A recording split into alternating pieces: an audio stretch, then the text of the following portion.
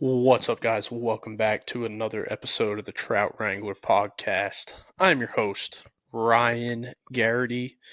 That right there, the vibe curator, Mr. Maverick Finn. Hope you're doing today, pal. Doing well today, pal. Messed that up there a little bit, but we got a really cool episode today. We got another guy from the awesome Cast and Drafts team in Charleston, South Carolina. So awesome dude. Has been all over the place with his fly fishing career. Been up to Colorado. Really been all over. But really cool episode. Before we get started, I want to thank the companies that make this happen: Bajio Sunglasses, Athletic Coffee, Free Fly, Riversmith Outfitters, Temple Fork, and I think that's it. Loon Outdoors, that's one of them. But so shout out to all of them. And if you want to save 10% on your Riversmith order, use code Wrangler10. But until then, enjoy the episode with Mr. Langston. What's up, guys? Like I said in the intro, we do have an interview from Charleston, South Carolina. I'll kick it over to you to introduce yourself a little bit, Langston. Hey, Langston Oxendine, like I said, based here in Charleston, South Carolina. Glad to be on. Thank you, man. Appreciate it. Dude, so we'll get right into the question. So it's like you've been all over the place fishing. And it looks like where and when did your love for fishing start, and when did you transition over to a fly rod? Be honest with you, man. I know it sounds cliche, but as long as I can remember, I've always fished. My grandma, believe it or not, and grandpa were a huge factor into me just being out on the water. So I remember I got pictures of me 3 or 4 years old, just sitting by my grandma, chasing spots or croakers or busting brim at a little pond. So as far as I can remember, I've been on the water fishing. I didn't really get serious into fly fishing until probably my late teens, right before I turned 20. I kind of had dibbled and dabbled with it. And then just bass was a big factor with that, catching a bunch of bass the same way. And then finally I just strip set on something, and I was like, you know what, this is what I'm doing for the rest of my life. So I made it a point then and there, I'm done with bait and artificial, but I still try and get back into that. I actually suck at it. So it's definitely been a journey, but Dude, it's kind of funny. I was the same way where it's like I told you a second ago, dude. I bass fished high school all the way through college and stuff like that. And it's yeah. we'd had the tournament seasons, and it's during those splits I had 2 fly rods, and I was like, fuck that. I'm putting a conventional rod and a bait caster away for the next 4 months. And That's my it. bass rods would collect dust, and then season would come back, and then my fly rods would collect dust, and I hated it. I was like, damn, Yeah. dude.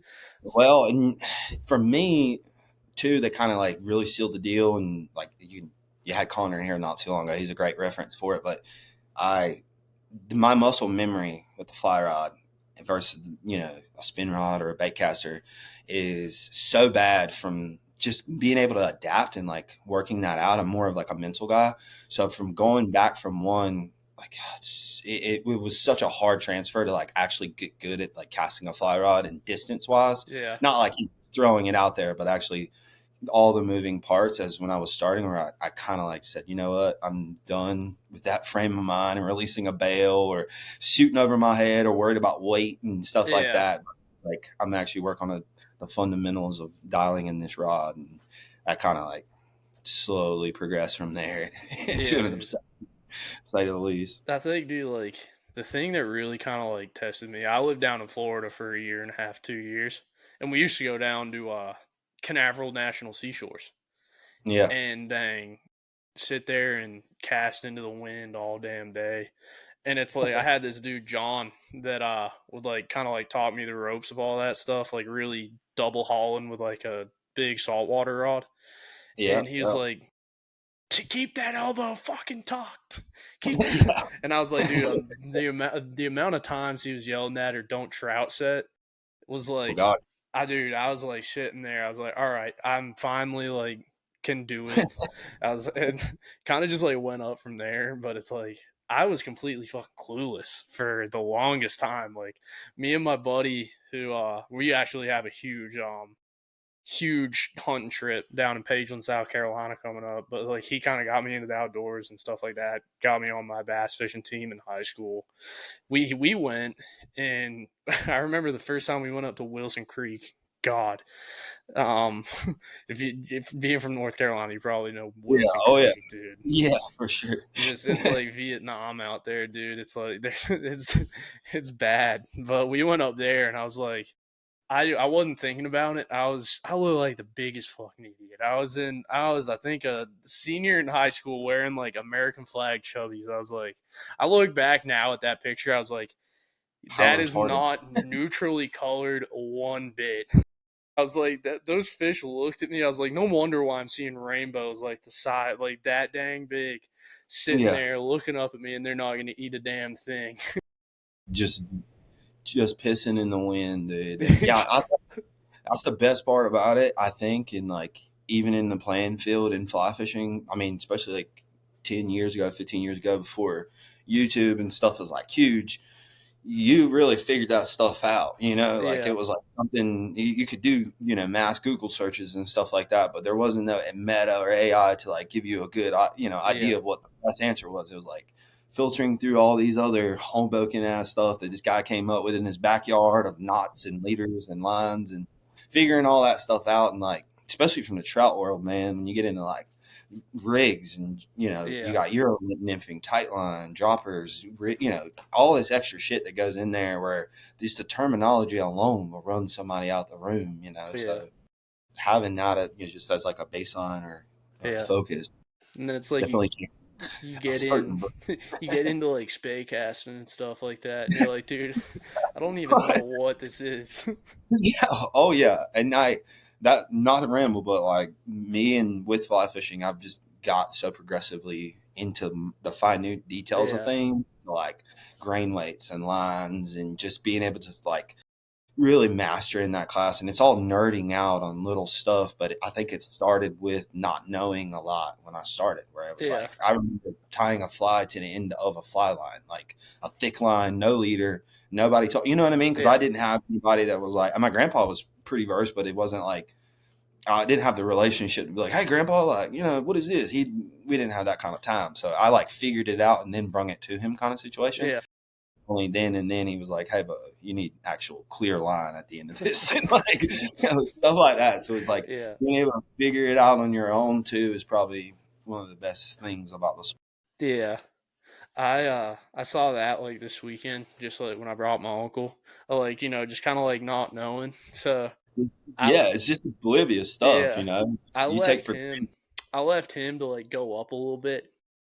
And he's like, I broke my fly off. I was like, all right, man, sounds good. He had taken like he had taken tippet and put it like how it's got the loop at the end of the fly rod. He oh had yeah, so you tied went it up straight. there. I was like, hey, I was like, I'm not gonna like be a dick here, like at all. I was like, you see, I was like, you got a leader here that like you kind of like loop it through. I was like, I'll show you how to do all this. But I was like, second time, I Man, was like, you know what, you did that pretty good. and that was when, especially when I was guiding full time. I think that was one of the hardest parts. It's just not being an asshole about Yeah, stuff and like how you put it. You'd have somebody on the river and like the water's flowing one way, and they're casting downstream with a nymph rig, and it's behind the boat, and I'm like, oh yeah, you didn't tell which way the damn river was flowing. You didn't even lay this out, and so you can't jump on them about that kind of stuff because they don't know, And yeah, so, in the new part of the sport, it's good to watch somebody like that because it tells you how much you need to let them know about that. And yeah, it's over communicating in fly fishing is like not a bad thing. You know yeah. what I mean? And it's like I saw that with like my brother too, to where like I brought him up to West Fork of the Pigeon River for the first time last year. Like, he's Yeah. his fiance's family's like big fly fishermen. I was like, And, he was kind of getting like curious with it, which was kind of cool. He's like, I'm probably going to have to learn how to do this. He's like, I'm down to go up there with you. And I was like kind of teaching him how to cast and stuff like that. And he was doing the same thing. It's kind of like, hey, I was like, you see that? Like, kind of put your face upstream. I was like, it's not like bass fishing where you're kind of like casting diagonal. I was like, you want to cast upstream and let it drift down, use your rod tip, put it up. And Yep.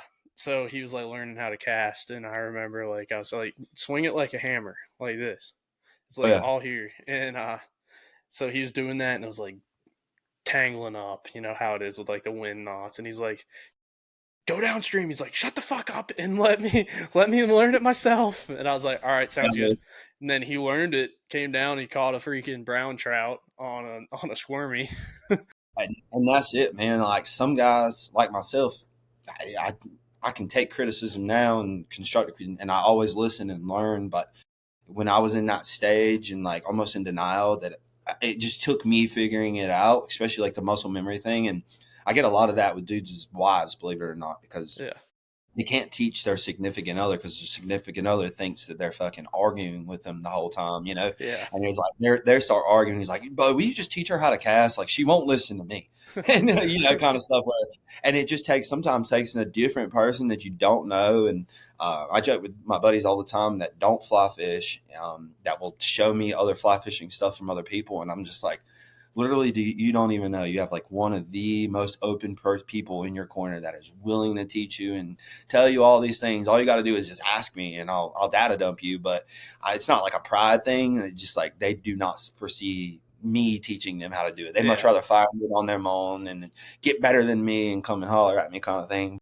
Yeah, I think it's when you're in outdoors, especially as a grown man, like that's the hardest part. Sometimes is just kind of like being a baby at it, learning that you. Yeah, that's why like I said, I say it again and again. Another thing about the sport that I love more than anything is it doesn't lie. The Yeah. bow doesn't lie, the rod doesn't lie. Like when you suck, dude, you suck. Yeah, And exactly. you know what I mean? And like, hey, the quicker you learn that and get help, the faster it's going to help you. You know what I mean? Exactly. And it's like kind of funny how like I'll take some people fishing and like they're like, oh yeah, like I went here and here to fish, and I was like, all right, man. I was like, come on, we'll go here and we'll go, and it's like I'll take them to like a wild water section, and they're like, damn, I'm hung in the trees, and I'm like, it's all right, man. But they'll like talk it up, like they've been with Bill Dance himself. Yeah, you see it all the time, and that's it's a pro and con of social media, right? Yeah. But the art of perception is like huge. You got to perceive that you know and do, and you're really good at it. It's just for the fear of rejection. And I get a lot of guys like that was like get on me about over posting. All my jobs, everything in the last 15 years came simply from Instagram and stuff, right? That's my point of reference. So for me, like I take photos of fish all the time. Like it's nothing new, but you kind of take that in for granted when you get around other guys and stuff like that. You're like, I'm not trying to prove a point here. Like this is actually what I do. So Yeah. this isn't like a status quo. I could care less if you think I'm good. It's kind of like we were talking about earlier with the tournaments, right? Yeah. It's like it's so hard to prove how good you are in a fly fishing tournament. Exactly. Like, and don't get me wrong, but it's like, dude, it's like, it's funny how you have like somebody be like, oh yeah, dude, like they'll come to me, they'll be like, oh dude, you suck. I'm like, yeah, dude, I fucking do suck. It's like yeah, everybody can suck on a certain day. I'm like, oh, yeah, and I suck. I honestly, I feel like the moment you think that you're as good as you are in this sport, there is a new product, a new style, a new yeah, way to learn. And for you to quote unquote say you're good at fly fishing means that you can cast a spey rod as good as those guys in BC, or you can tight line as good as those guys in out west, or you can double haul in the wind down here in the south. So it's a wide variety of like makes you a good fly fisherman versus like, oh, I'm good at fishing. yeah, exactly. I don't think you understand how fucking long it's going to take for you to be good. Yeah.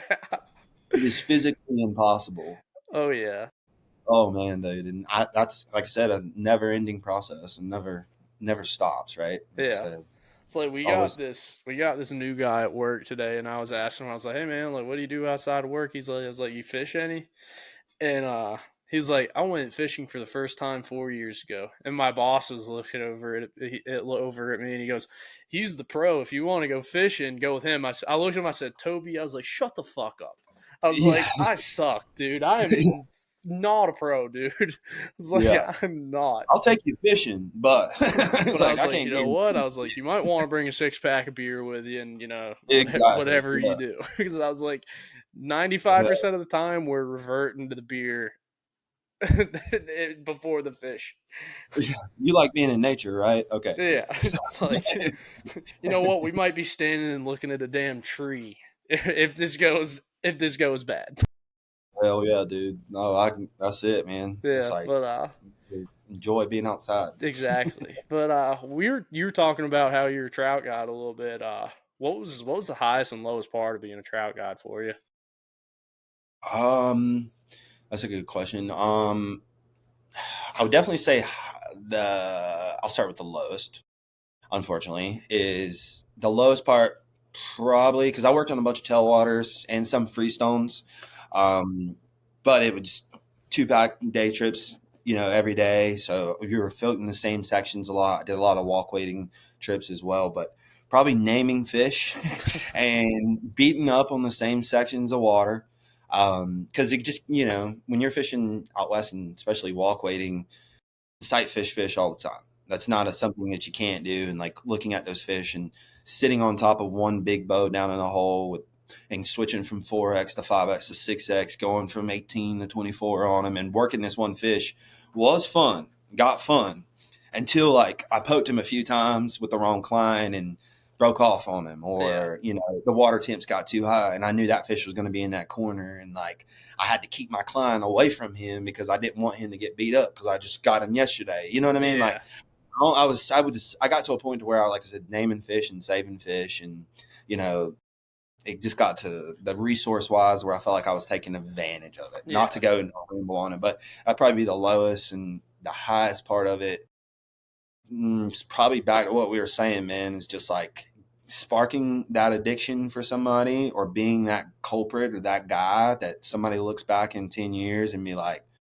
I got a dude, just he's the manager at Orvis in Cleveland. And 10 years ago, I put him on his first trout. And like, fast forward, I got a job here at Orvis in Charleston, and I'm using him as a reference. yeah, And I'm like, tell ask this guy how much I know about fishing, you know what I mean, kind of yeah, thing. And like seeing that and like watching how far he took it from being like young when I first got him on fish, and just like looking at that and planting that seed and being that necessary evil to be like, yeah, man, here's the notch you need to tie. Text me yeah, anytime. I got you, whatever. You know what I mean? Like that's probably by far the highest situation of that. And I just trout, is just such a good gateway drug for a lot of guys into the yeah, sport, and it's not as aggressive as saltwater fly fishing.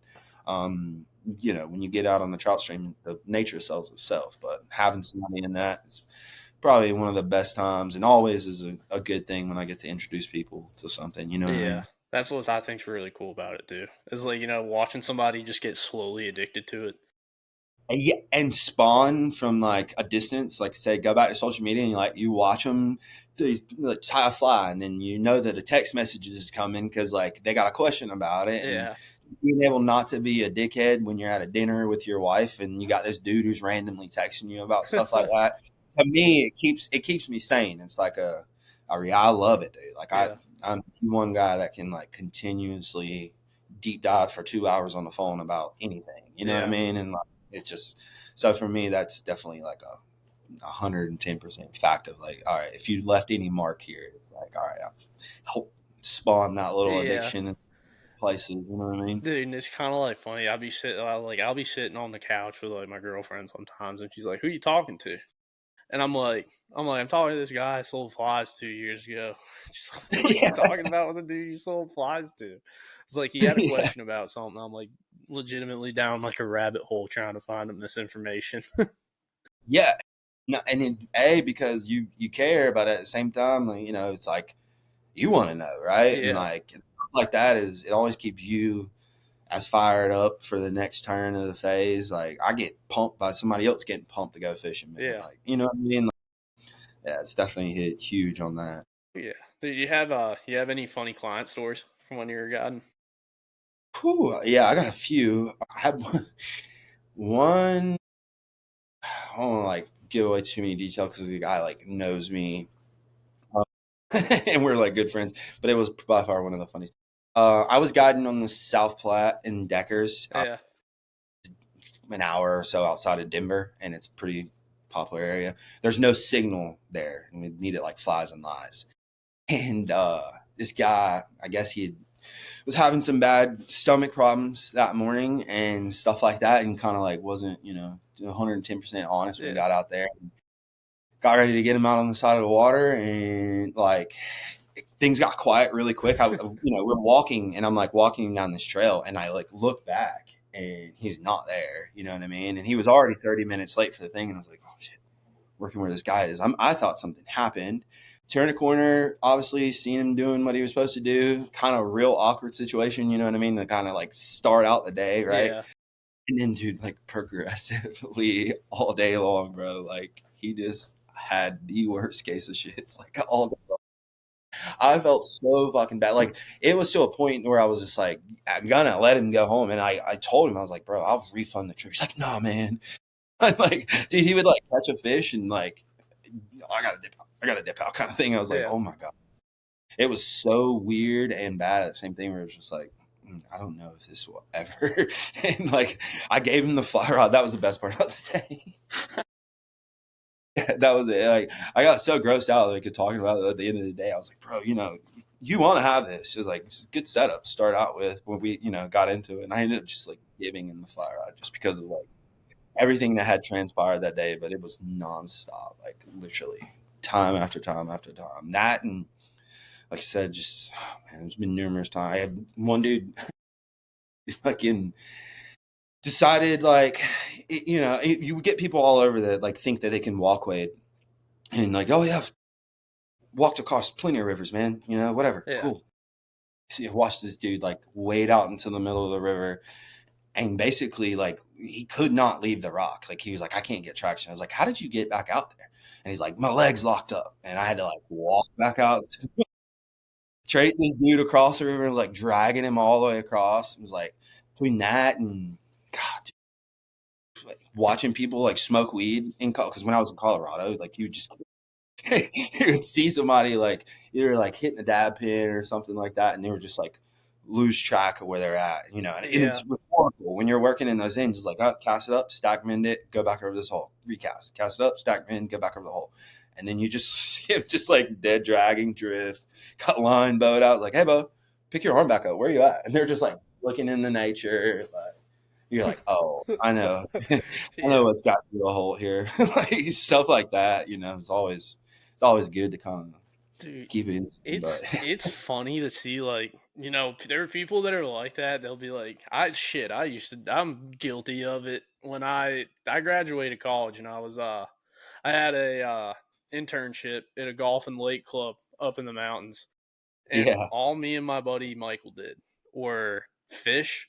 And the whole way up the mountain, we were in Cashiers, so it wasn't too bad. Like we go to the Davidson River, the whole ride up there, we'd listen to Dave Matthews Band and pass the dab pen back and forth. And I'd lose Michael, I'd lose my buddy Michael, and we still have the running joke to this day that like I'd lose him and I'd like walk upstream. I'm like, dude, did he like fucking drown? yeah. I'll It's see like, him. I'll see him like I saw him multiple times, just like head down, just like looking at something. And completely lost. I was like, dude, I don't know what the hell he's looking at. And I pull up on him like, hey, yo, what you doing? I was like, I thought you were drowning. He's like, look at this. He's like, look at this. Check this out He's right like, check fast. it out, dude. And I'm like, dude, what the? I put on my sunglasses. There's a giant hellbender right there. He's like, I've been watching it for like for like 20 minutes here right now. And he's like, you missed it like 10 minutes ago. It was mating with another one. Yeah, completely out of your gourd right now. Yeah, I was like, damn. You would see it so much, like just in that end where people like, kind of are trying to take in the full experience, Yeah, especially out there in Colorado. And it's like, oh, I understand it, but it's like you hired me to do a job here, and I'm basically just like coaching you Yeah. to get through this day. I was like, I don't even know if this guy's good enough to drive home right now. Like, Jesus Christ. I don't know if I just he's been like drinking beer and like, dude, you need to eat. It's some of that all the time, and it was good too in that end because it took obviously stuff like that takes the pressure off of fishing, and you can just see like how much somebody just wants to be in nature and Yeah. like regardless of like how you indulge and enjoy it, like you would watch that sit and they're just like looking at a bird and you're like, all right, that's great. I'm glad you're worried about that because the fishing sucks, but like it's so much better that you are taking that enjoyment out of that treetop, Yeah. a little bird up there or something like that. And then at the end of the day, At the end of the day, they're like, "Thank you so much, dude. That was a life-changing experience." It's like, bro, we yeah, caught 2 fish. and I hate to like say that, but that was like a hard transition, especially as I was moving over here, and I, dipped and dabbled of like being a full time guide in South Carolina, but like the prosthetic of awareness of just being able to like get a new angler, put him on the water out here, and get him to catch a redfish in the first try is super hard. Yeah. The numbers is not a thing, but let alone like a brand new angler who's never fly fished. And you see that down here a lot, and like translating from the trout world where it's like I can take a bobber and back row this dude up a hole enough times with a San Juan or something like that, and this dude is gonna catch something. Yeah. All he needs to do is just hold that rod there. I can row him across that hole. Like Yeah. that is not an issue. Saltwater is not that game. So, Yeah. even that, we're just like, God, I feel so bad sometimes for some of these dudes out here. It's like, Yeah. it's the worst job. It's not one of those things. Like I always like it where like sometimes it'd send me and my buddy Michael on guide trips with people. Like, these big people, those lake and golf clubs up in the mountains. It's like you got some money up there. Yeah. I'd like literally give like a 13-year-old kid like a 7.95 weight, and I'm like, you see that indicator? I was like, when it goes down, set the hook. And he's like, that's it? I'm like, yeah. And then I was like, roll cast up, watch it come down. When you see it dip, right here. Pick it up. Yeah, just pick it up, strip Oh, in, yeah. I'll grab the net, hand it to you. You'd always get that in the trout streams. It was like, especially fishing tailwaters, throwing such small bugs and stuff like that. You'd get people like hold up a trout fly, hold up the rig, and they're like, hold up, fish is gonna see this. You're like, yeah, man, like Yeah. just trust me. Yeah. A few seconds later, they hook in, and when they're like, "Oh my god!" And Yeah. like, after that, it's like I told you. It's like, give me 30 seconds. It's not that hard. it's one of those things. Like you look at some of the midges and stuff like that. People will look at those and be like, I have a lot of people like me and my girlfriend have done a couple like like not shows, but like little expo things like up in the mountains, and I'll bring like a couple fly boxes and I'll sell flies or just shoot the shit with people. Yeah. And they'll look at like a midge, they'll be like, you tie these? I'm like, yeah. They're like, something that small? I was like, yeah. And my girlfriend's like, you want to know the crazier part? He has fine motor delay. And I actually do. And they're like, no way you have fine motor delay. You're like, you're kidding? And my girlfriend's like, no, he has fine motor delay. He's had it since he was like 5 years old. You figure it out. Yeah. I was like, at some point, I was like, I might time slower than some people, but they're going to get done. Yep. And I don't know any of you tie, but like I've weirdly found it easier for some reason to tie some smaller trout flies. 100%. Make them look better than a redfish fly. Yeah. Because like there's less profile that you've got to make up for, and like wrapping a hackle on a parachute Adams is done, right? Yeah. But like the cosmetic detail, especially when you get a big camera involved on like trout flies versus like saltwater flies, and the attention to detail is definitely there, and it takes a lot. But like as you know, a foam back emerger has got like, all right, a little piece of foam, some wire ribbed, and UT70 thread. Like, very simple, and maybe some resin on the head, and that's it. Like it just, you have to go through those phases obviously to understand that. But yeah, getting into like bigger patterns and stuff and tying that more and more, I'm just like, dude, I almost would do a box of elk hair caddis right now versus a bunch of quad flies. Yeah. Like, it would be so much easier to just knock these out, you know what I mean? Yeah.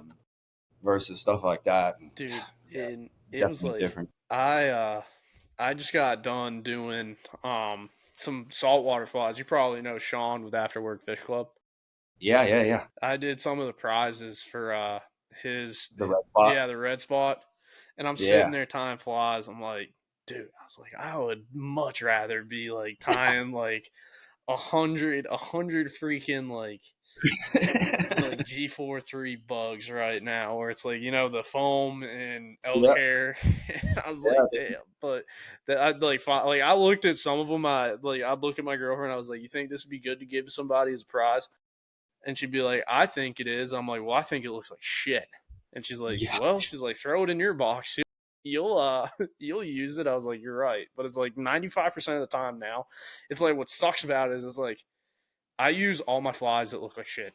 I'm like, oh yeah, yeah, yeah. No, I 110% understand that. And like a lot of stuff, especially if you tie a small batch for somebody that just like wants a couple patterns, whatever. It's like you got to go. For me, I have to go through like 8 flies to give him 6. Of yeah, like how I want it to be. A good, not a name drop, but one of my good buddies. His name's Casey Dunnigan. He was with the Flies and Ties Company. He's up in Pennsylvania now, and this has been fucking for like 2018, 17. He was getting like I was tying flies and I was all right, but I wasn't that good. And I would go over to his house and just tie with him. And he has like a few patterns through MFC, like the Dunnigan's Grasshopper and like the Panty Dropper Nymph and a few other like staple patterns through Montana Fly Company. And like his attention to detail when it gets into some of those bugs, like got me to another level because I yeah, would look at his throwaway bin look 10 times better than like what was going in my box.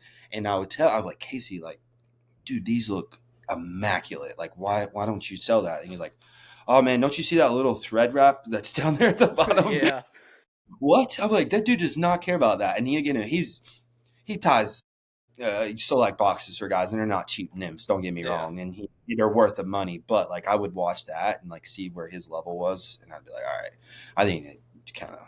yeah, Like this guy is doing this right here, but watching him and just like the detail that he put into some of those stuff, and it was just like, holy shit! Like, all right, yeah, there's a level to it, and yeah, you can't just throw anything out there in this world. But you're your own worst critic, right? In yeah, anything. 100%, 100%. But dude, well, I was going through your social media. I saw you frequently wear the Vince Carter jersey. Oh yeah, yeah, Dude, yeah. that's sick. That's my dude, man. He I've worn jerseys for the last few years really hard, especially probably since I was out in Trout and stuff. And like if I go on like a trip somewhere, I'll wear it. I wear it on my birthday. I got a Muggsy Bogues jersey. I always wear it. But he played at Carolina, and I'm a huge Tar Heel fan, Yeah, and I always have been. But Vince Carter was like my dude back in the day, so I wear that. And then not to get on a somber note, but a few years ago, one of my good buddies passed away, and his name was Tanner, and he kind of like made trout fishing with like jerseys like fucking he defied the norm in that sense to where like, all right, a fly fisherman needs to have a nice vest on and all this extra shit versus like you got tattoos and a fucking basketball jersey on the yeah, side of the ribbon. So seeing that, and then like especially like after he died, just like, all right, if there's any way that I could like shout him out or like, you know what I mean, yeah, like in that end, like, and yeah, so stuff like that is probably big. But it's like my game day jersey, dude. Like if yeah, I got a big trip coming up or something like that, you know what I mean, where I want to fill in the zone, like yeah, get in that headspace, like that's when it comes out. But the funny thing is like when it does come out, I usually produce. yeah. So it is like that. It is like, it's like the rally cap to a certain Oh extent. I yeah, got it in my bag. You know what I mean? yeah. Like that's ready to come Dude, out. see, like that's fine. I think we should normalize that, dude. Like, I got a bazillion jerseys in my closet, just like from stuff that I do. Like, I honestly just love sports in Yeah, general. dude. No, me too. I'm a huge sports junkie. Yeah, Huge dude. sports junkie. It's like I got a ton of jerseys just because, like, you know what? I'll see like a jersey that I have a Brady Kachuk, Boston University jersey that Yeah. I ordered like drunk on some Chinese website not long ago. And it's like, dude, I love how people do that. There's another guy that I saw that like wears like a Buffalo Sabres or like New York Rangers jersey. Yeah, yeah, out on the yeah. street. I'm like, dude, I gotta start doing that. Well, not and it goes back to like the genre that everybody wants to push in this sport, to where it's like it takes an elitist crowd to kind of get into this shit, and I like to defy that in Yeah, all aspects of everything I do. So if I show up to the boat ramp looking like I do not fly fish, I think I've done my job. I like that's kind of what I like. I like throwing people for a loop. I can't stand like showing up there and you know what I mean? Like it's just I guess being a cool kid on the yeah, block type deal. But yeah, it's funny, especially nowadays. And like, yeah, it's a dude, lot of guys are like, have to have this shirt on. You have to have this on. It's yeah, like, all right, fuck that. I'll just wear a jersey. dude. I like that too. So when I bass fish tournaments in Florida, I'd fish 2 days and I'd wear one jersey one day, and I'd wear another jersey the next day. And my Sunday jersey was Tom Brady, the Tom Brady Tampa Bay No, Bucks jersey. yeah, that to me, like I think it's just like Tiger wearing red on Sunday, Yeah, right? And pull the little thing out the bag, take the airheadedness out of the situation, and it's like, bro, I'm just out here fishing, yeah, so I'm not, and you'll outfish people in that jersey, yeah. so like, there's nothing worse than that. So Dude, it's like I got a buddy from Mississippi that wears a Kobe USA jersey when he goes on 4th of July every year. that's Sick. that's sick. You got any other jerseys that you keep in your rotation that you gotta get on out there? I've got a Camelo Anthony. I went through a big phase with like hardwood classic jerseys, the Yeah, throwbacks. the Mitchell and I've got Ness a bunch ones. of yeah, the Mitchell and Ness one. So I've got a Syracuse Carmelo Anthony jersey that's like near and dear to my heart. Like I said, I've got that Muggsy Bogues one that is probably like a number two in the rotation. A Matumbo one, a Dennis Rodman one Yeah. that I like. It's white, so I won't wear it like out in the marsh and stuff. But it is like one that I'll throw in, and then of course a few like just crazy. I love football in that sense too as well. So like old school Urlacher Oh jersey, yeah. got an Elway jersey, fucking Ray Lewis, Yeah.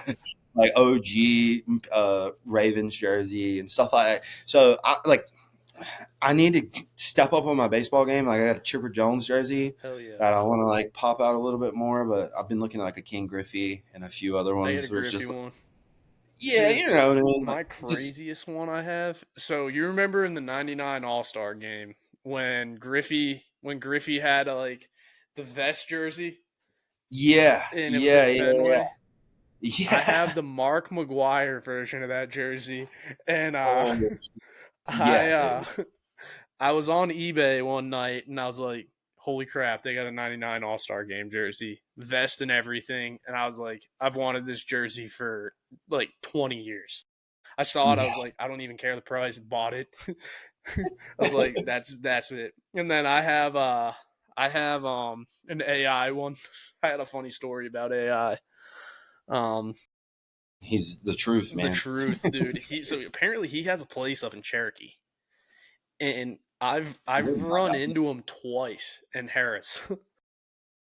Oh, at the casino Yeah, up shooting there. craps. Yeah. Shooting craps, and he's got all every time he's got on a pair of shades, like gold Cartier Yeah. shades, and he's got his hood Yeah. over his head. But I saw like one of the tattoos on his neck, and I was like, Chinese yeah, the lettering one. Chinese lettering. I was like, holy shit, that's Allen Iverson. No, you dude. And I looked at him. I was kind of like got a little close because I was kind of drunk at the time, and Yeah. I was like, yo, gonna say Fucking quiet, but I AI. was like, "Are you Allen Iverson?"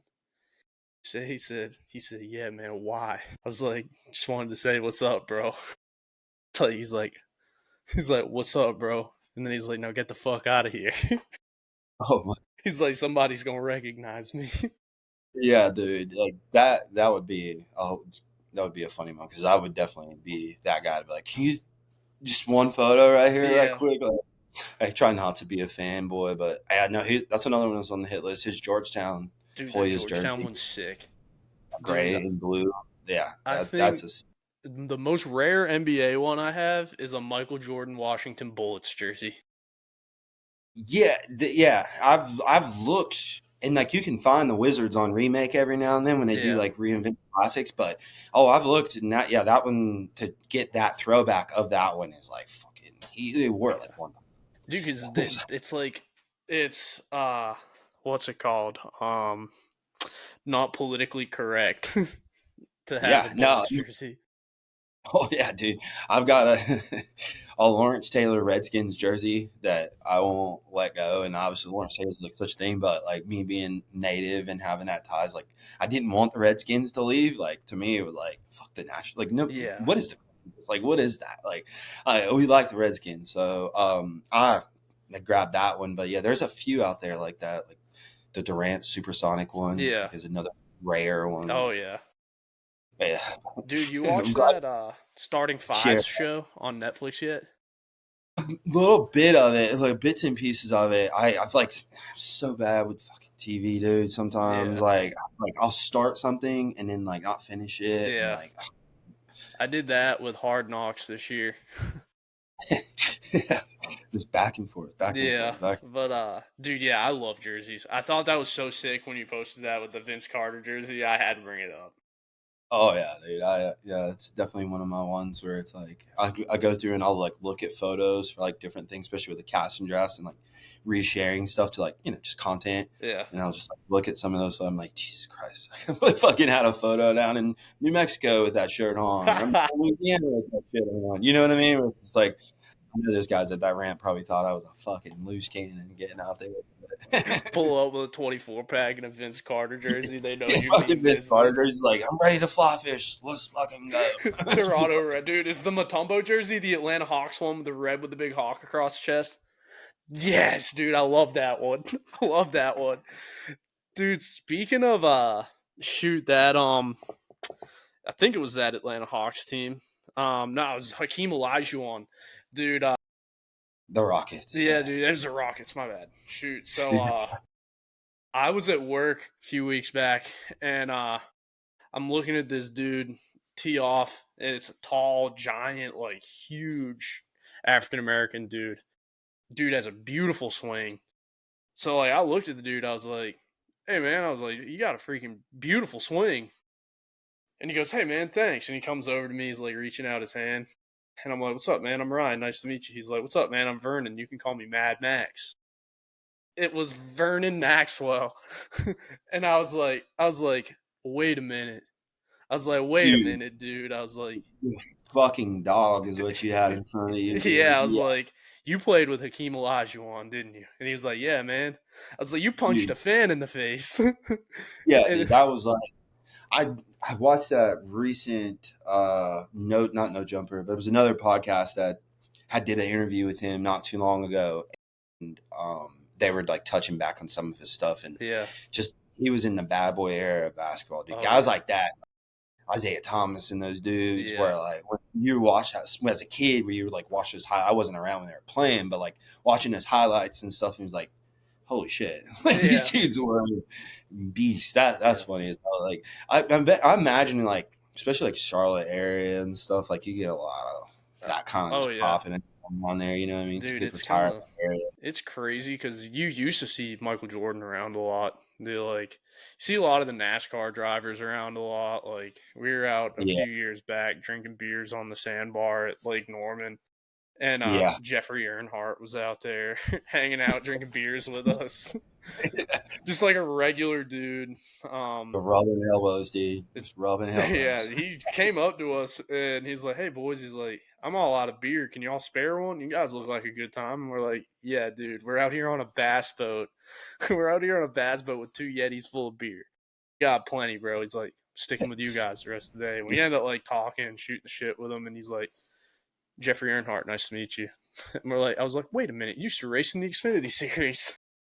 He's like, Hmm. "Yeah, man." And he just talked to us, like hung out, talked sports with us, talked football, and just kind of like hung out there. Yeah, it's the same thing, especially when you're outdoors. It kind of like evens the playing field for everybody. You know what I mean? Yeah, Like everybody's just wants to fit in at that point. You're all yeah, the same.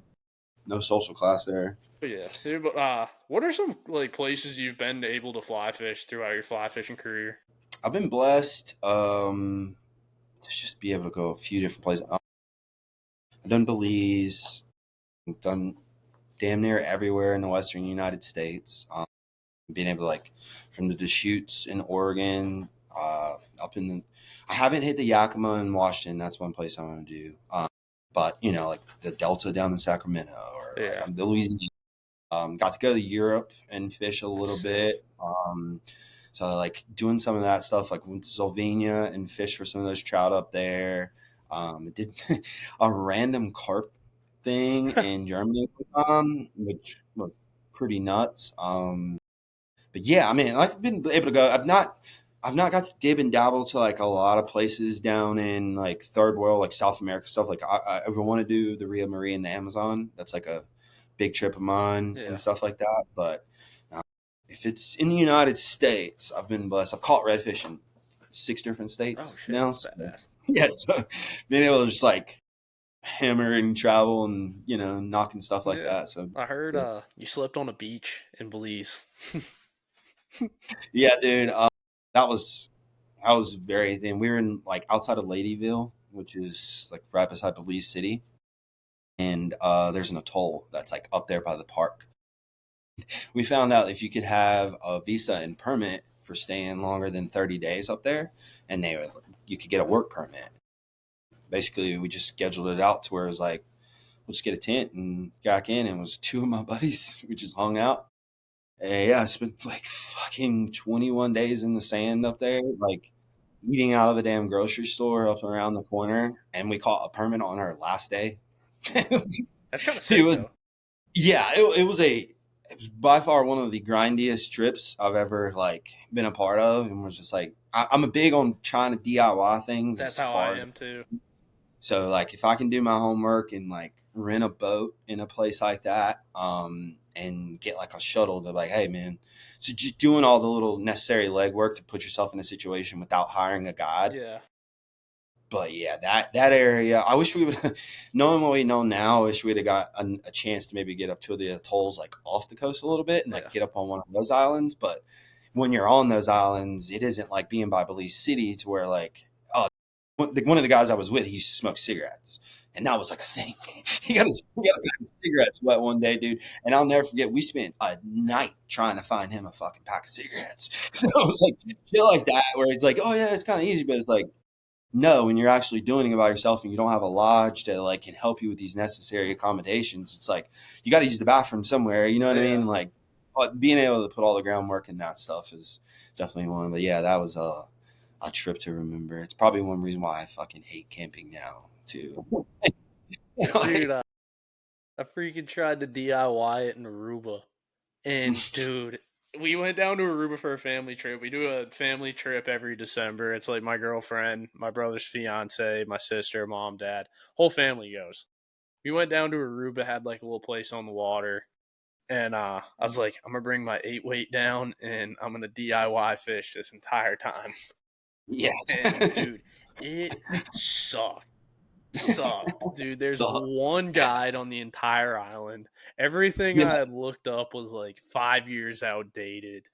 yeah, And yeah, like anyone I talked to, like, was like, dude, bonefish are like barely a thing anymore around here because like so many of the locals used to catch and eat them. And yeah. No, yeah, dude. And you get into situations like that to where like it looks good on paper from a distance, and you're like, oh shit, I'm here, and there's nothing here. yeah, I'm like, Like, I didn't even see a. I hooked one tarpon and jumped it off, but I was so fucking drunk I didn't land it because it's like I heard that there were no bonefish, and I was like, I had like a little backpack that I'd walk out like behind the house on like the little flat. I'd stuff it yeah, full of beer, and that's just before dinner I'd like stuff it full of like 6 7 beers, and I'd just like walk out there, and I'd just like sit there wait until I saw some stuff pushing like bait, and until I saw stuff pushing bait, I was just sucking down Belashis.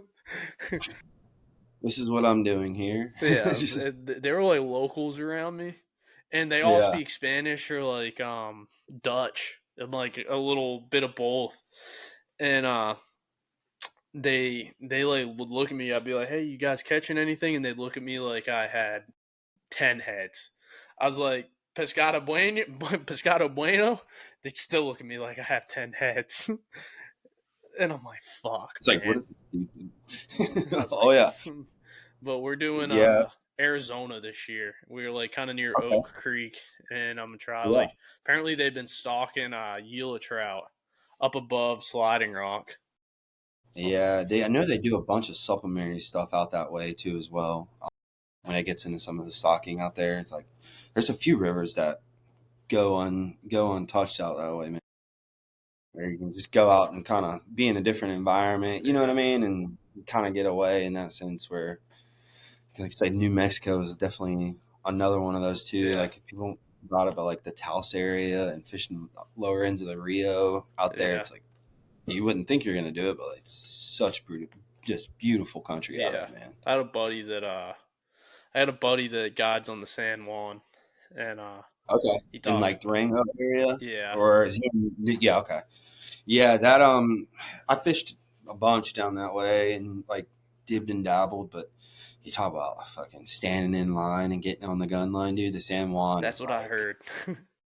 elbows to elbows in some places. There's a Yeah, few holes in there that just kind of like, yeah, like you either get there first and that's one thing with like, especially being over on this side of the coast now, predominantly just being able to like look at target trips. I've been going up to Michigan recently for like the last few years, doing like the hex hatch and stuff up yeah, there, and it's all like nighttime fishing. yeah, Salt browns on the surface at night, and it's just different because they're lake run browns, and you don't really get to see these fish for a certain amount of times of the years.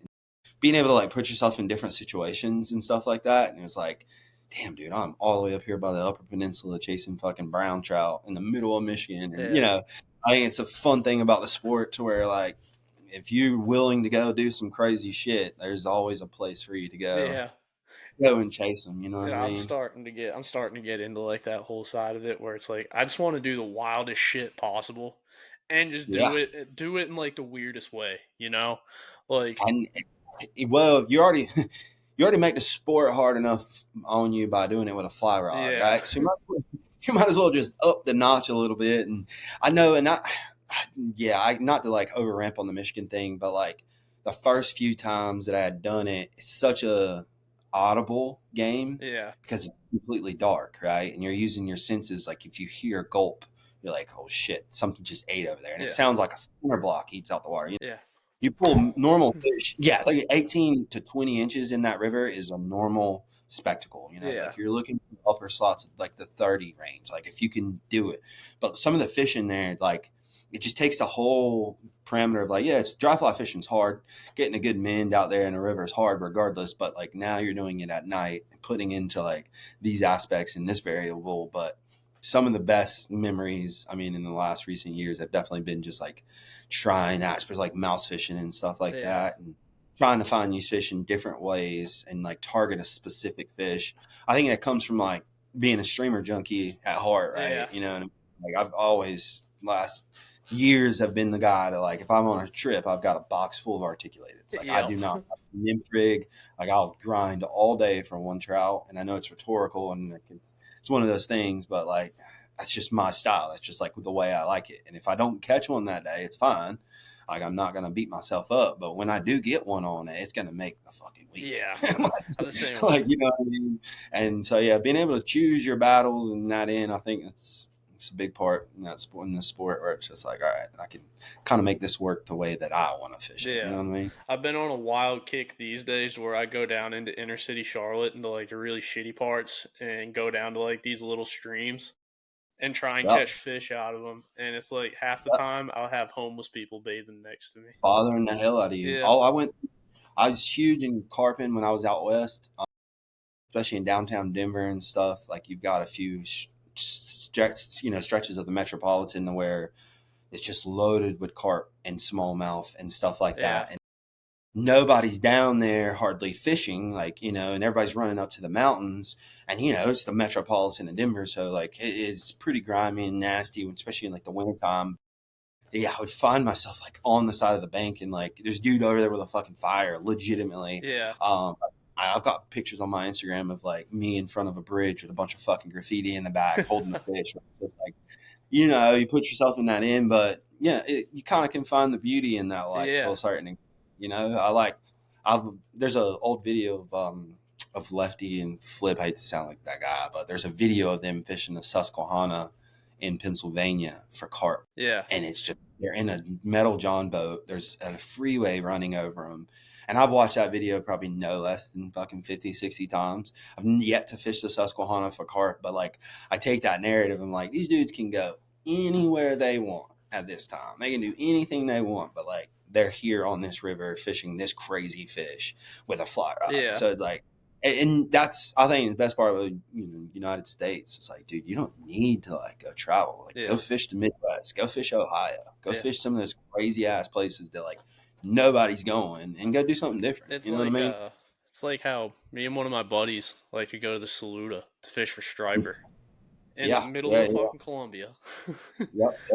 Fishing down by the shoals and stuff, and I just like the two. With the gas draft thing, we've got like the Saluda River TU Yeah. group that comes down, and they kind of chatting with us and stuff, and like I've chatted with some of the guys, and just like even that whole section and stuff, and they're worried about trout, which is fine. Yeah. The whole time in my head, I'm just like, but Moultrie and those lakes are right here. I'm Yeah. like, what? Let's go striper fishing. Like, where in the hell are we at? And Yeah. against the like, but yeah, I love them for that reason alone, because they're all try hard trout guys. But that's my thought. It's like, I'm not going to fucking to go fish anywhere Yeah. on the Saluda without chasing a rockfish. Yeah. Damn bad. They You know got what I mean? like all that water coming out of Murray, and it's like, Golly. dude, Yeah, I know. nuts. There's a lot of, and I think that's the fun part about the Southeast, and especially like being back home, because when I was 17, 18, going to Cherokee and stuff, that's all I thought was fly fishing. Yeah. All I thought was like, all right, it's mountains, trout. And little did I know there was a whole group of people 45 minutes the other way on the coastline that were like getting down with fly rods. And Yeah. I'm so oblivious to it to where I'm like, no, it's just trout. And so I followed that west, but then, takes being out somewhere else to like, damn, these dudes are catching gar, snakehead, all these crazy fish on the fly rod, where it's like, I could go do that. Yeah. Yeah, so it's fun on that end, and be able to like watch the progression and not go after these overly sought after fish. You know what I mean? Yeah. Dude, but I know you're big at the skiff shop now. Yeah. Been for the last 5-6 years now. Been like really just dabbling into that side of things and working on boats. Started some years ago, and I was working on a drift boat, believe it or not, and like it's a fucking hole in the boat, and I need to trying to go fish. I mean, you just open the wound between like epoxy and vinyl ester and fiberglass. But being able to like translate it back down, now I kind of assimilate it to the same as like tying a fly boat. Like, like it's such a direct part of our sport that like to have that hand in it kind of means a lot. So like I love being able to like go out onto the water and go to a ramp and see a boat that I've painted or something like that. Like it means a lot in that end. So, but yeah, it's a big part of what I do now, especially in this realm of Charleston. Like you got to have a fucking boat fishing around here damn near about. Like you don't have to, but it's helps. A big key. Yeah, it helps a lot. Dude, like if I was down there and I didn't have a boat, I'd probably be running around damn saltwater cowboys for a while or something like that, and that would be a good deal.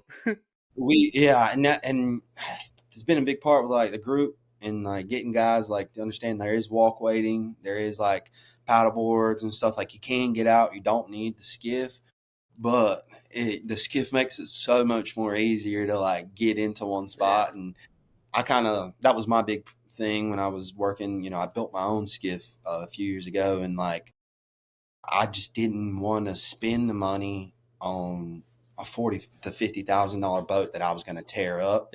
Not knowing of like when I repair them, like I know how far they go, and it's like this doesn't really differentiate anything. Being able to have that kind of insider view on those boats has been a big blessing, to where it's like I'll watch dudes in John boats tear up these skiffs versus most when it gets out to the other situation. You know what I mean? Yeah. But yeah, dude, that's pretty sweet. But what's next for you? I know you're in with casting drafts too. We talked a little bit about it today, but what's next for you, casting drafts and then the skiff shop, brother? Yeah. I mean, definitely, like I said, just kind of pushing the casting drafts thing. I've been really, really. It's just been a part of me, like not guiding full time, to where it's like I'm missing that connection between the group of people. So being able to have that connection to the city and Charleston and having like a direct way to help people get into the sport. There's a group called 843 Flies that is opening up Yeah. here in town. I'm gonna be working with them in like the weekends That's and the stuff part of like that. 828 too, isn't it? Yes, sir. 828. Yes, sir. Yeah, same And guys. 239, Yeah. same guys, Jim Bob and all those boys. I literally went in this past week and like met, had a good interview with them. Orvis, I've been over here for a little bit, and we're closing down in Charleston. Yeah, they're closing the one in So Huntersville too. yeah, they're closing the one in Columbia. That one's closing down. They're closing 32 out of 70 retail locations. Damn. Yeah, man, and it's like it's hitting a big hit in that side of things, and it's kind of like relaying that information over to those guys. Where it's just like, hey, yeah, this, it's a big market that we're going to be having here in Charleston, kind of coming up. But I'm glad because it's like an actual true fly shop Yeah. that's going to be showing up. So yeah, I'll be doing that, and then I think just try to like keep pushing like hosted trips and stuff like that. Staying on the ground, do whatever I can to stay in the fly fishing industry. You know what I Yeah, mean? Like man. it's stuff. That's what I'm trying to get my foot in the door of it right now. It's a It's grind. definitely it's a grind, and just being able to set up like the one-way trips and stuff like that, or having a connection between anglers in different places. We're trying to get like a deal going down in Costa Rica with a Four Corners Yeah. Lodge and a few other Awesome, dude. places where, yeah, like especially down the line, like a great way to help you go fish as well. Yeah. So yeah, so trying to stay creative like as much as I can in that end. You know what I mean? Yeah, Like dude. that's funny time about this economy we're in right now. You got to be ready for anything, bro. So You're telling me, bro. Fuck. be ready to get creative, Oh man. yeah. But so I run a playlist. So all my guests give 5 songs for the playlist. Okay. Yeah, I get 5, you get 5. What 5 songs are your 5 go-to fishing songs or anything like that? Um. All right. I'm gonna give you. I'll give you. That's a hard one. I'm a music nut, but Me too. I'll give you. Turn the Page by Bob Seger, Great which is song. I've loved that since I was a kid. So like, yeah, that and like an early morning of fishing. Nights of White Satin is another. I don't know why, but it's just like one of those songs where like when it turns on, like I kind of like get into it. This is gonna be a random one, but I'll definitely have to say like "Set It Off" by Little Boosie. Great song, dude. I love Boosie. Yeah, like if I'm getting ready to go like pump it out and I'm running on 3 hours of sleep, Yes, like best believe that's coming on or something around those lines. Uh, they say that I'm but crazy. get ready. Yeah, dude, I might be throwing a dang energy drink through the window if I hear Boosie's voice come over. Dude, that it turns the mood from like being ready to like being damn near on edge. You know what Yeah, I mean? Nothing, nothing better to get like the party going than like some hardcore Southern rap. yeah. Well, dude, um, that Southern rap is my favorite. Well, like my little brother went to school in New Orleans, and I love going down there, dude, just yeah, because all those people like out there just love that shit. And dude, it's the same yeah, thing. and I mean, that's always been like a big one for me. I've growing up, in the South, like I grew up in that time period, so for me, it's like part of it. Like it's Yeah, part of my DNA. Like I have 35-inch tires on my truck, and I listen to a lot of rap music. Pastor Uh, Troy. yes. Well, all right. I'll put that one on there. Not Pat Shrub, but maybe Project Pat. Love Project Pat. I'll put like any Project Pat song there. I'll put that one and then go back to one. Just so I finish it. I'll to Benny and the Jets by Elton John. Great song. Dude, yeah. Like just to go That was a wild one. just to go back. That's like in my playlist, like on a normal day, if it's on shuffle, like you're probably gonna touch a basis of like just a little bit of everything. Yeah. But I mean, that's Dude, kind of how mine I've been hard works. on that Jack Boys 2 album. Yeah. That one, Yeah. Champagne and Vacay, you got a little Waka Flocka in there.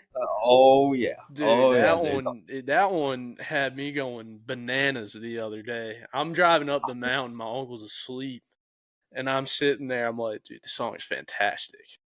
Yes, getting going. Yeah, that's just funny thing about like the old days with the gas station mixtapes and Yes. like old Brick Squad mixtapes with like photo printed things in the gas station there. It's like, let me get that one, that one, that one, that one. And you're like, CDs just loaded up in your car. Like, oh, dude, I miss the mixtape era, like DJ Drama era and stuff like that. Yes. Dude, or Those when days. Gucci had the wildest mixtape covers. It was like a NBA Yo, 2K cover. yeah, yes. Yeah, dude, December. Yeah. That, The dude oh, wow. dude, like he had one that was like the Toy Story cover and he was Buzz. Dude, that one was wild. He had by far some of the craziest album covers and mixtape covers that Yeah. just like ever come around the game. But when you look at his discography and like just a line of work for someone to do all that, it's like, bro, that's impressive. Yeah. Dude, like 1,000+ songs. Yeah. Like we can just normally go through to just to go underneath the rap, and then there's guys like me and you that are probably just old music heads that are like cling on to these things. I wish Dat Piff was still around, dude. Oh yeah, yes. That was me, man. I was like that dude, especially growing up. It's just like, all right, how do I stay cool in school by getting ahead of music? You know Yeah, I mean? dude. I had everybody on like shit. Who was it? There was somebody I was like way ahead of, and people started like catching on to it, and they were like, "Dude, this is the greatest music I've ever listened to." I like to say I was like that with Young Dolph, dude. Yes, I like to say that's who it was. That's who it was. I was on his first, like the Preach and like Paperboy Chase, like all those old albums. Like when they were first coming out, I was just like, especially his mixtape era, was like, dude, this here is like, it's just something different. You like, remember when that video on Vine went viral of that dude dancing to Get This Money by Young Dolph? Yeah. I started like looking into his like discography then, and I was like, yo, this dude's gonna be insane. And that like kind of, if you started listening to him, that got you into that whole little corner of like Memphis rap. Yep. And that like there's a whole scene of guys out there, and when it gets, and it's funny because like East Coast versus West Coast rap, like I cannot listen to West Coast stuff. Like it's not like gritty, dirty South shit. Like I cannot listen to it because it just doesn't.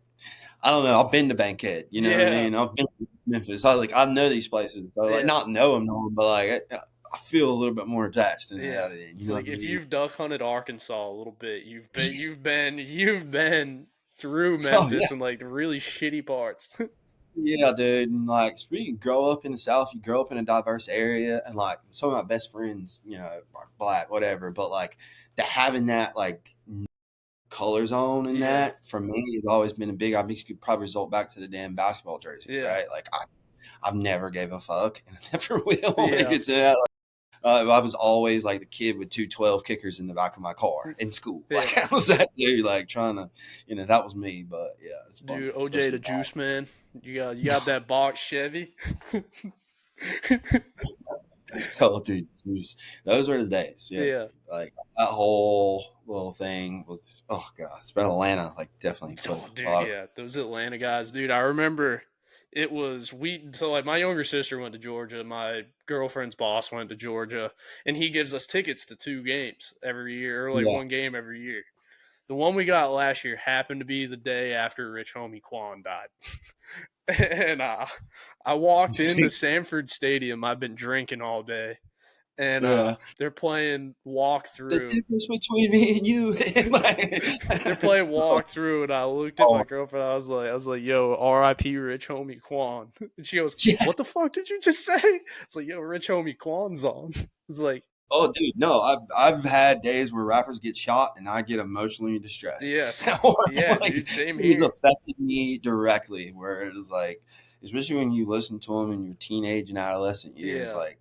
You go back on songs and stuff like that. It's unfortunate. Shit, man, I smoked my first J to this song.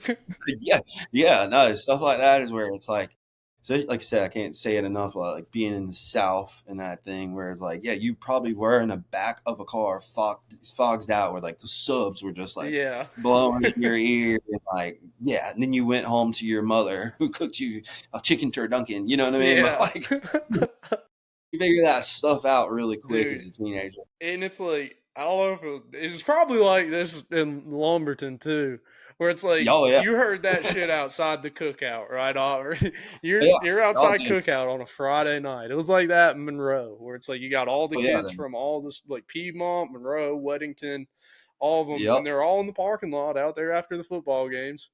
Where then you hear Yep. like 8,000 different genres of music coming around. Oh yeah. You learn and get in, especially with your friend group and stuff Yeah, like that, where it's like I said, your playlist can be just as wild as anything. It's funny because I see it now, and they're like, you watch the kids that are like growing around and running around town, and 'cause like I said, we're 20 minutes from Fayetteville, where J. Cole's from, yeah, so like playing J. Cole was like one of those things. And growing up, like everybody kind of bumped it, but see these kids now like squatter trucks bumping rap music, and yeah, like I can't get mad at it because like I know that probably most likely would have been in one of those trucks growing up, yeah, and it's unfortunate, and it's just like whatever, but that's the day and age of it, and you can't say nothing because they're all products of what the hell we started. yeah. So Dude, it's like I hunt down in Rockingham sometimes, like we're duck hunting, and yeah, 95% of the time there's at least like we'll get out of the boat ramp sometimes like 2 a.m. There's always one rolling in, just like squatted to the floor, Sitka flat brim. yeah, brim just Yeah, fucking just dude, you could eat a meal off of the brim. It's so flat. yeah, the Instagram handle on the back Yeah, glass. locally hated. Yeah, yeah. Dirty hands, clean money, buddy. Yeah, dude. They're Like, dude, always pulled up, and I'm like, yo, I was like, there's the squatted truck, dude, and he's blasting like Lil Uzi or something like that. I'm like, oh my it's god. so funny too because like we see that now with down here like in the Charleston scene, obviously with like skiffs and fly fishing and stuff, and a lot of those that same crowd where it's just like, all right, these new kids that are coming out here, like they don't give a fuck about like they got 4 turtle boxes on their car, and Yeah, on their boat, and whatever. Like they're not that dude, but you can't. Like I said, they like that's the best part with the cast drafts thing is like being able to like let people know it's like, all right, bro, I was still there. I yeah, understand. You know what I yeah. mean? Like I'm not. Gives you some good They're out there perspective. with you. Yeah, exactly. You can't hate when that truck pulls up with you in that lot, because he's out there with you. Yeah, Like, it's like, damn. same It's like, you know well, what I if we mean? see a Taylor in the Spartina grass, we might be fucked. If this dude with 5 turtle boxes on his blasting OJ the Juice Man, all you hear is, I think that's the last thing Red wants to hear is, okay, okay, okay. Well, they hear it all the time around Yeah. here. Hey, good for them though. You gotta make the Reds aware too. But Yep. dude, that's all I got for you, man.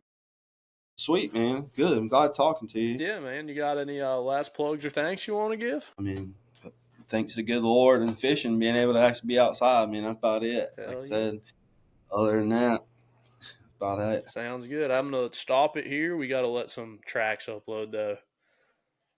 Do so. What? That was our episode with Mr. Langston Oxendine. Really cool episode. He has really been all over the place fly fishing. He has a really cool story, and I really appreciate him coming on to share that with us today. The whole Jersey thing, I've literally been thinking about doing that for the longest time. And it's cool that he does that. It's original. I think I'm going to start doing it because I do have so many damn jerseys. But just kind of like express myself. Do something that nobody else really does. I like doing stuff like that. But some really awesome stories. Big thank you to Langston for coming on, first off. And if you guys want to leave a review on Apple, Spotify, leave one on, I think you can do them on YouTube, or at least just subscribe to the YouTube channel. Go for it. If not, that's fine. Still going to make them. But if you want to leave a review, please do so. But until next time, no episode Friday. No episode Friday. I forgot to mention that. No episode Friday. I will be at a deer hunting trip from Wednesday to Saturday morning, mid afternoon. But I will be back next Tuesday. So until next Tuesday, I will see you guys. Thank you guys for listening. Thank you guys for everything. And Until next Tuesday, I will see you guys.